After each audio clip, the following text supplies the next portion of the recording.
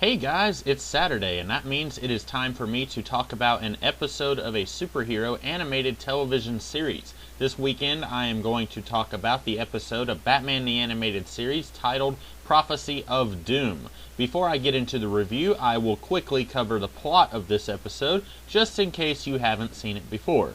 There's this guy, a petty thief. He is pretending to be a mystic called Nostromos, who tells wealthy people that their lives are in danger, and then he stages things that nearly kill them so that they trust him and believe in his psychic premonitions. Bruce's old friend is involved, and so Bruce is invited to a meeting where he is told that his life is in danger. Then he is nearly killed in an elevator, and Batman of course helps out. Eventually, Nostromos threatens to have Bruce's old friend and the old man's daughter killed if he does not transfer all of the funds of the Brotherhood to him. Batman comes in and saves the day. The end. So I'm actually quite pleased with this episode. It's definitely not on the same level as Heart of Ice or Beware the Grey Ghost, where I want to watch it many times, but it's definitely not a bad episode. It seems to me that when this series tries to do an episode involving villains who do not appear in the comic books, it gets kinda silly, like the Sewer King or the Cool Hand Luke fat guy in the desert. So when I went into this episode, I actually remembered very little about it. And then when I saw the people gambling, I realized that this was the episode with the air quotes Baron Mordo guy. And even then, I didn't remember much about this episode. So I went in thinking that this was going to be kinda awful, like some of the original villains that we've seen who don't exactly have much going for them like the villains adapted from the comic books do. But this episode actually more or less worked. This guy has a very simple motivation. He wants money, and he and his partner have found a system that allows them to trick stupid people into giving their money away. This isn't as outlandishly dumb as the fat Cool Hand Luke guy or the Sewer King guy. In fact, this is pretty clever and very grounded and down to earth. There are plenty of people in the real world who will use this kind of devilry to trick people into giving their money away. And while I'm not the kind of person who thinks that superheroes need to be infused with air quotes realism, I do think it works here.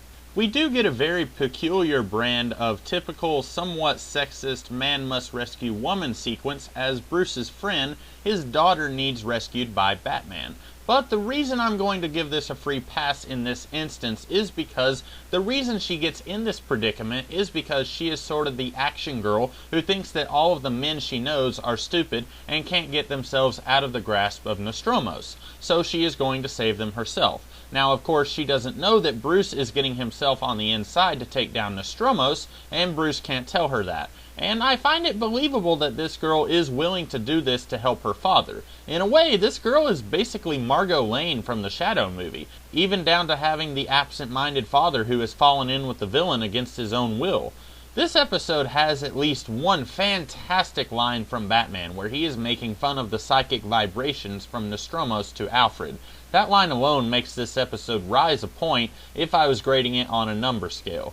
This episode doesn't quite have any character arc for Batman to go through, which is a shame because we're dealing with the rich people and how gullible they are. We know Batman's not gullible, but as Bruce Wayne he is pretending to be, at least in this episode.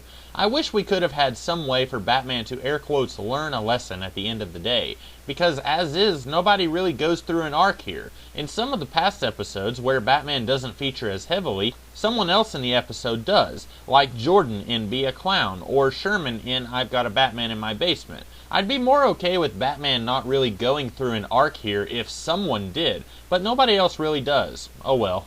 Overall, I really like this episode, but it's not one that I would pop in the DVD player if I said to myself, boy, I am in a Batman the Animated Series mood. There are many other episodes that I would put in long before this one, but it's not bad. It's definitely head and shoulders above some of the other episodes in this series. So that's what I think of this episode, guys. What did you guys think of it? Approve? Disapprove? Regardless of your thoughts, I hope that you found this review enjoyable and helpful. And if you did, be sure to like, share, comment, and subscribe. And if you want to see more videos like this, next weekend I will be talking about the two-part Season 2 premiere of the Legion of Superheroes cartoon. And the following Saturday I will be covering the two-part Feet of Clay episode of Batman the Animated Series. And throughout the week you can always find me doing other kinds of videos, so stay tuned for all of that. So until then, I will catch you guys later. Have a great weekend.